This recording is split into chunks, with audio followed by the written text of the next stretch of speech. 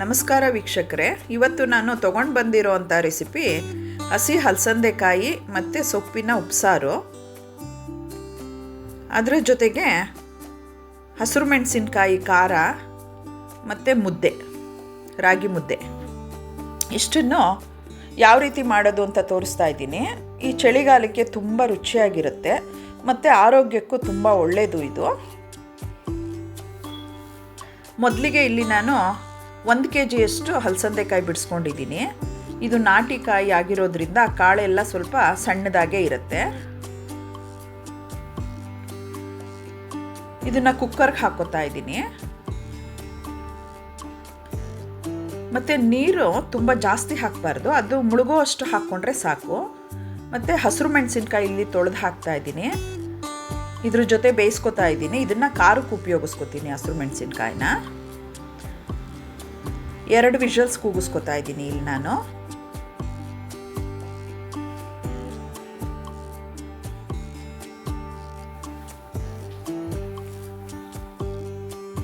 ನೋಡಿ, ಇದು ಕಾಳೆಲ್ಲ ಕ್ಲೀನಾಗಿ ಬೆಂದಿದೆ, ಹದವಾಗಿ ಬೆಂದಿದೆ. ಜಾಸ್ತಿನೂ ಬೆಂದಿಲ್ಲ, ಕಡಿಮೆನೂ ಬೆಂದಿಲ್ಲ, ಕರೆಕ್ಟಾಗಿದೆ. ಈಗ ಹಸಿರು ಮೆಣಸಿನ್ಕಾಯಿ ಎಲ್ಲ ನಾನು ಸಪ್ರೇಟ್ ಮಾಡ್ಕೋತೀನಿ.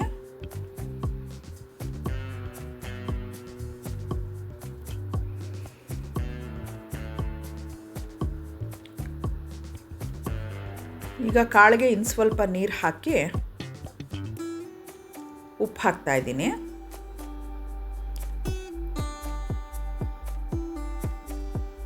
ಮತ್ತಿಲ್ಲಿ ನಾನು ಸೊಪ್ಪು, ಕೀರೆ ಸೊಪ್ಪು, ಕಿಲ್ಕಿರೆ ಸೊಪ್ಪು ಮತ್ತು ದಂಟಿನ ಸೊಪ್ಪು ತೊಗೊಂಡಿದ್ದೀನಿ. ಅದನ್ನು ತೊಳೆದು ಸಣ್ಣದಾಗಿ ಹೆಚ್ಕೊಂಡು ಇದ್ರ ಜೊತೆ ಮಿಕ್ಸ್ ಮಾಡ್ತಾ ಇದ್ದೀನಿ, ಕಾಳಿನ ಜೊತೆ.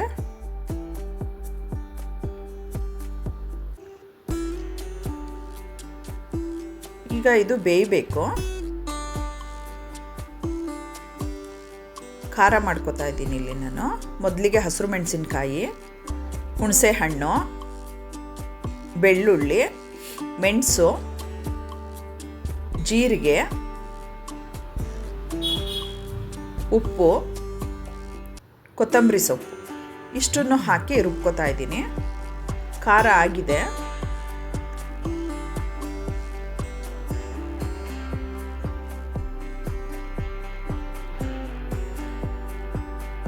ಇಲ್ಲಿ ಸೊಪ್ಪು ಕೂಡ ಬೆಂದಿದೆ ನೋಡಿ.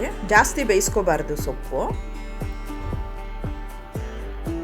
ಟೇಸ್ಟ್ ಚೆನ್ನಾಗಿರುತ್ತೆ. ಜಾಸ್ತಿ ಬೇಯಿಸ್ಕೊಂಡ್ಬಿಟ್ರೆ ಚೆನ್ನಾಗಿರಲ್ಲ. ಈಗ ಸಪ್ರೇಟ್ ಮಾಡ್ಕೋತಾ ಇದ್ದೀನಿ ಸೊಪ್ಪು, ಕಾಳು ಮತ್ತು ಸಾಂಬಾರನ್ನ.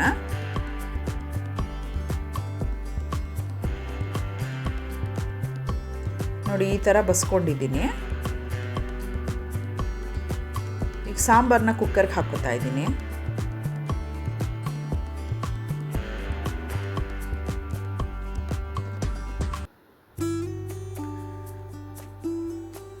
ಖಾರ ಮಾಡಿದ ಜಾರ್ಗೆ 1 ಟೊಮೆಟೊ ಹಾಕಿ ರುಬ್ಕೊಂಡು ಸಾಂಬಾರು ಒಳಗಡೆಗೆ ಹಾಕ್ತಾಯಿದ್ದೀನಿ. ಇದು ಟೇಸ್ಟ್ ಚೆನ್ನಾಗಿ ಬರುತ್ತೆ. ಅದು ಸ್ವಲ್ಪ ಖಾರ ಇರಬೇಕು ಜಾರಲ್ಲಿ. ಖಾರ ಮತ್ತು ಟೊಮೆಟೊ ಹಾಕಿರೋದ್ರಿಂದ ಬೇಯಕ್ಕೆ ಬಿಡ್ತೀನಿ. ಈಗ ಅದು ಬೆಂದಿದೆ. ಸಣ್ಣದಾಗಿ ಹೆಚ್ಚಿರೋಂಥ ಕೊತ್ತಂಬರಿ ಸೊಪ್ಪು ಹಾಕ್ತಾಯಿದ್ದೀನಿ. ಕೊತ್ತಂಬರಿ ಸೊಪ್ಪು ಹಾಕೋದ್ರಿಂದ ಅದ್ರ ಫ್ಲೇವರ್ ಚೆನ್ನಾಗಿರುತ್ತೆ ಸಾಂಬಾರಲ್ಲಿ.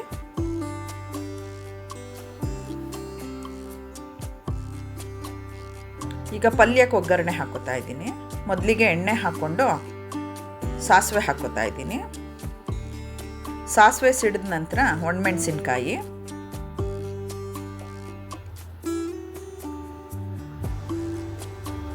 ಕರಿಬೇವು,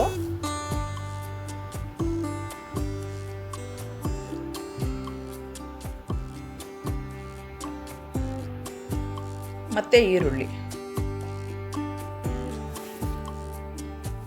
ಇಷ್ಟು ಹಾಕ್ಕೊಂಡು ಫ್ರೈ ಮಾಡ್ಕೊತೀನಿ. ಇಲ್ಲಿ ನಾನು ಈರುಳ್ಳಿನ ತುಂಬ ಫ್ರೈ ಮಾಡೋಕ್ಕೆ ಹೋಗಲ್ಲ, ಯಾಕಂದರೆ ಅದು ಸೊಪ್ಪಿನ ಜೊತೆ ತಿನ್ನಬೇಕಾದ್ರೆ ಕ್ರಂಚಿಯಾಗಿ ಚೆನ್ನಾಗಿರುತ್ತೆ. ಅದಕ್ಕೆ ಸ್ವಲ್ಪ ಉಪ್ಪು ಹಾಕೋತಾ ಇದ್ದೀನಿ, ಸಪ್ಪೆ ಇತ್ತು. ಈಗ ಕಾಯಿ ತುರಿ ಹಾಕೋತಾ ಇದ್ದೀನಿ. ಇಲ್ಲಿ ನಾನು ಕಾಯಿ ತುರಿ ತುಂಬ ಯೂಸ್ ಮಾಡ್ತಾ ಇಲ್ಲ. ನಮ್ಮ ಮನೇಲಿ ನಾವು ಸ್ವಲ್ಪ ಕಡಿಮೆನೇ. ನಿಮಗೆ ಇಷ್ಟ ಇದ್ದರೆ ಜಾಸ್ತಿ ಹಾಕ್ಕೊಳ್ಳಿ.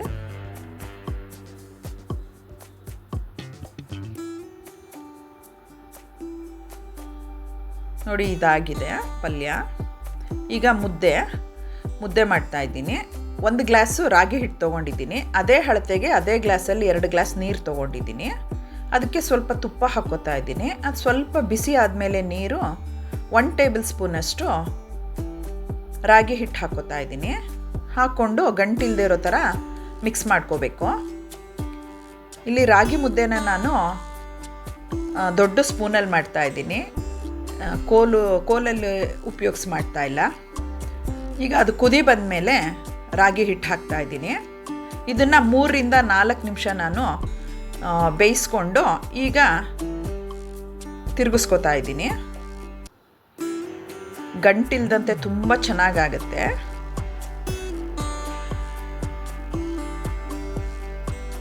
ನೋಡಿ ಇದು ಚೆನ್ನಾಗಿ ಬೆಂದಿದೆ, ಕೈಗೆ ಅಂಟುತ್ತಾ ಇಲ್ಲ.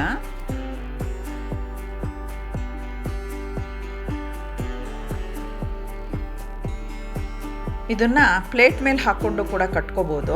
ಈ ಮುದ್ದೆ ಕಟ್ಟೋದಿರೋದ್ರಿಂದ ನಾನು ಅದರಲ್ಲಿ ಹಾಕ್ಕೊಂಡು ಕಟ್ಟುತ್ತಾ ಇದ್ದೀನಿ.